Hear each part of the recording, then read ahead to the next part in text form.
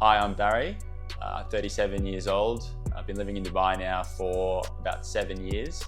I work at a tech company, and about 2.5 years ago, started noticing that I was getting some slight receding when I was going to get my haircuts. The hairdresser started using a bit of a spray to hide a little bit of a gap in the hair across both sides at the front.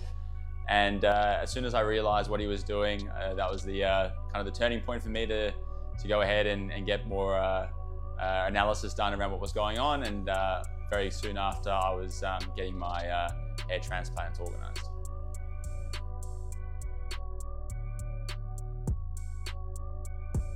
So my experience getting the hair transplant was very seamless.